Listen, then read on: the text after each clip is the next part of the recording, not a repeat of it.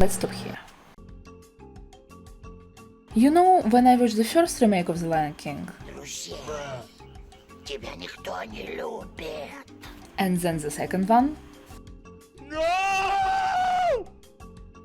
I immediately remembered what the character looked like in the original movie. But with the second film, it's a bit different. Among the many remakes, Disney has realized a new film, which is a great news, but this movie feels like the creator forgot their own ideas. Maximum originality. But enough about plot twists. This video is more about characters and their visuals. And there is a ton of characters in the film, both new and familiar. They also came up with some brand new locations, which, in my opinion, turn out so beautiful. Oh, and there are some new songs, which, as a big fan of musicals, I totally approve of. But since this isn't a full movie review, let's get back on track, the characters.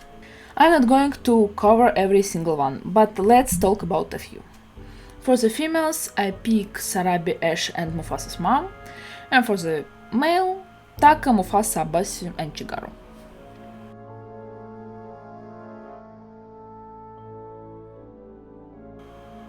Lionesses. Yeah, pretty much everyone commented on how the lionesses looked almost identical in both movies. To be honest, they do look different in these shorts. But let's be real, look at this crosscut.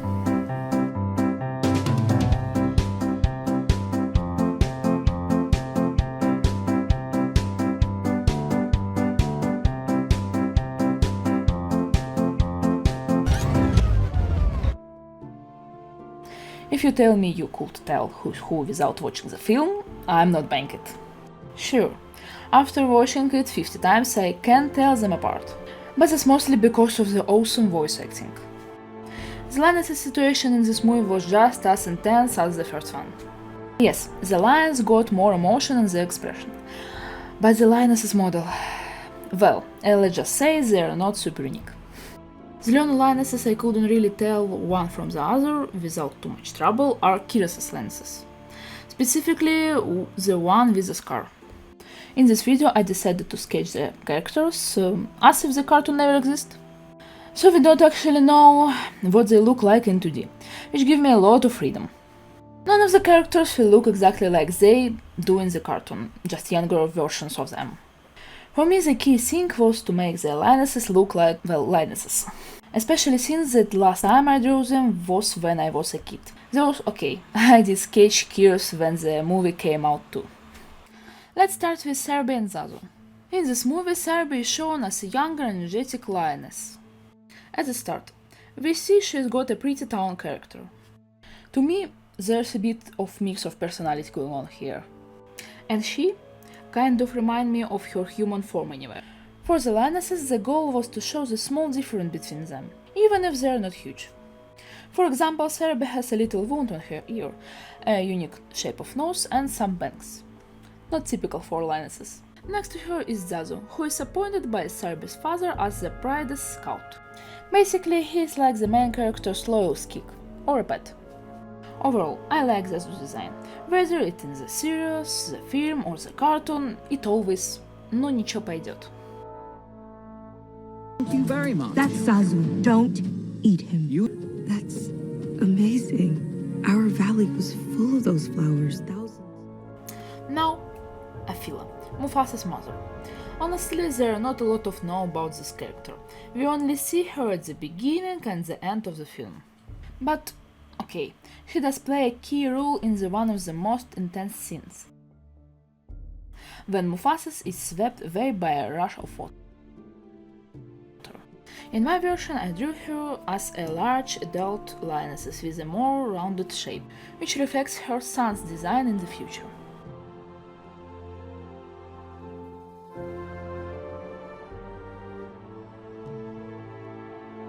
Oh, that's very special. Beyond the horizon, beyond the last cloud. And finally, Asha. I think she's the most interesting one of the film. It's really a shame they didn't keep her around longer. Later on, we meet her husband Abassi, her pride, and of course her son Taka. About Taka. When Mufasa, his half-brother, joined the pride, it was clear Ash wasn't prioritizing them. And his father didn't teach him much, mostly just how to sleep. You could tell Taka wasn't happy about it. And at the same time, his mom was teaching Mufasa all the important stuff, like hunting. In my version, I wanted to show Ashe as stern and strong, like she was when she first pulled her favorite son and Mufasa out of the water with Croc. Most of the time, you can also tell her fur has a grayish tint, unlike a Fila or Sarabi. The main difference between the lionesses in my version are the scars, full color, and their overall expressions. You're lucky those crocs were young and afraid to fight. Let's go. We can't just... So, about lionesses. Honestly, they all pretty much look the same in the wild. I mean, I definitely wouldn't be able to tell one from the other. And if you look at the Disney cartoon, the lionesses in the background don't look all that different either. And in my own work, they all have one base. But here is the thing. That's not really a problem. The key is that the audience should be able to easily tell each character apart in a split second. And to do that, you don't always need to make them look radically different. Take My Little Pony, for example. Most of the characters, including the main six, are all based on the same basic model. The main difference between them – their hairstyle. Or look at Кокорики, Смешарики. It's another children's show. All the characters are basically round, with their own little tricks to make them unique. Even Disney's got a great example, The Lion Guardian. All the lionesses are different from each other, but honestly, that couldn't be done in a similar way. Oh, and for anyone who hasn't seen The Lion Guardian, it's actually pretty good. Don't let the fact that it's a kids show stop you. Lions.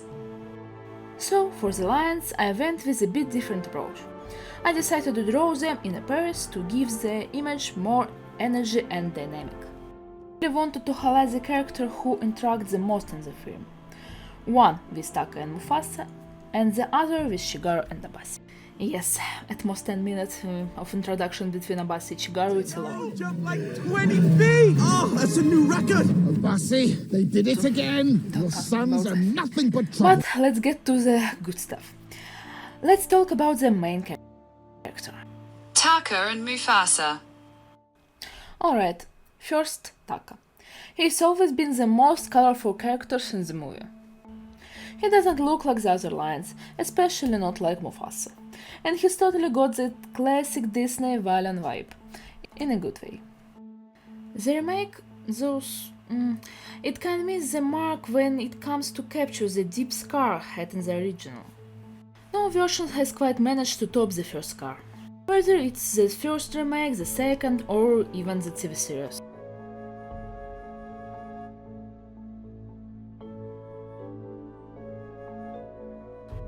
But enough about Scar. Let's focus on Taka.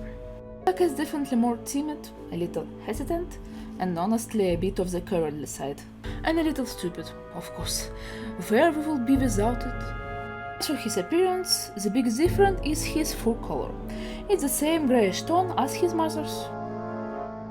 But honestly, I still haven't figured out how he takes after his death. In my version though, I didn't want to tone down his qualities. I keep him confident, just like he was at the start and middle of the film. I think Disney did a pretty solid job showing the relationship between Mufasa and Taka in the first half. It felt pretty real.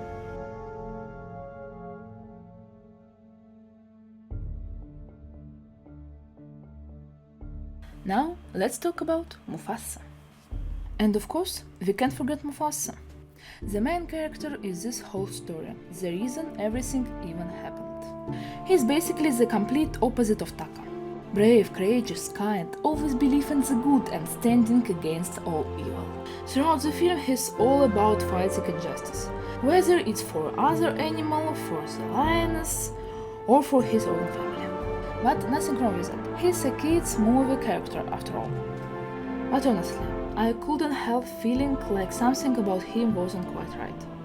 He doesn't feel as real as Taka. Taka feels like a character who really exists, with good and bad sides. Mufasa though, he just feels like the typical good guy character. And here is the thing that might be a bit weird. Mufasa actually looks a lot like Simba. But it isn't just because they are related, they have almost identical personalities. The main difference is Simba's whole I wanna be king vibe. Well, Mufasa didn't really care for that. Well, and Simba had no desire to be friends with everyone. But if you look to them side by side, they're like 70 to 80% the same.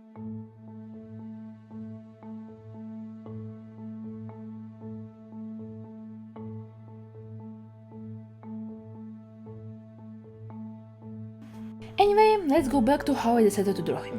In my version, Mufasa takes after his mom, who I have also drawn before. He and his mom have the reddest coats of all the line, and of course the rounded shape of his body and mane.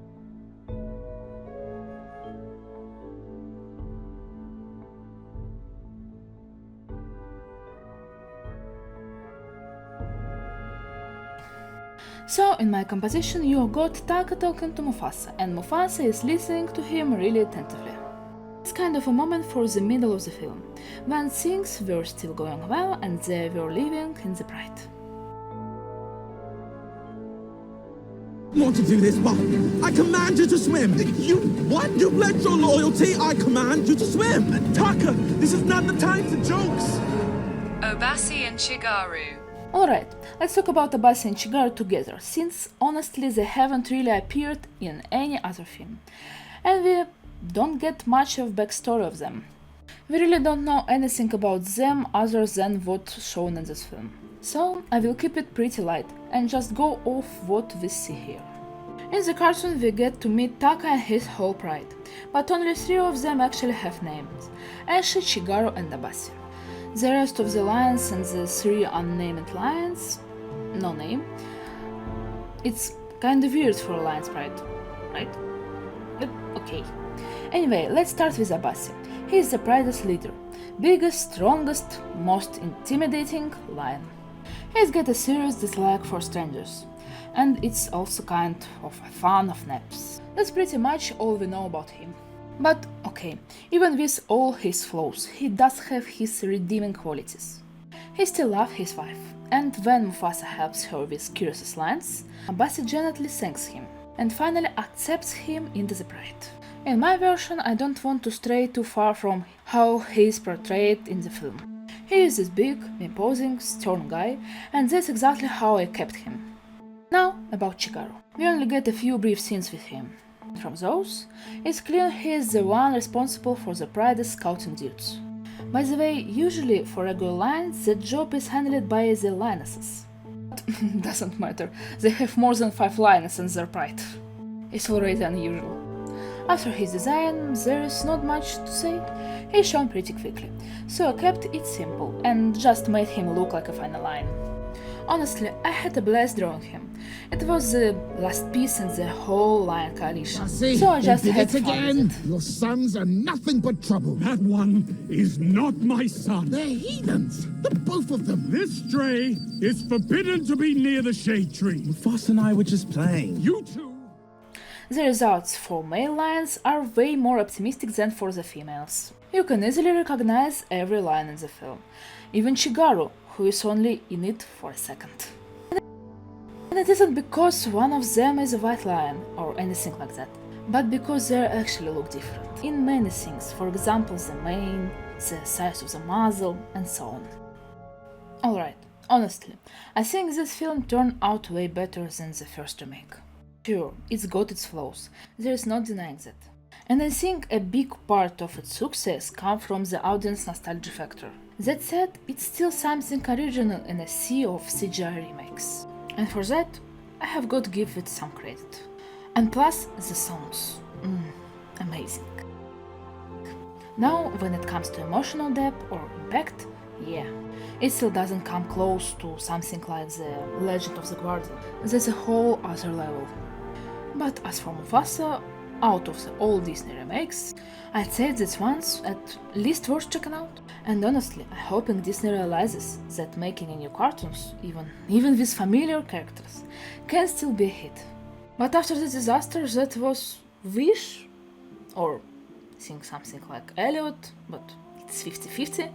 I'm kinda worried Disney might just throw in the towel and start croaking out nothing but remakes.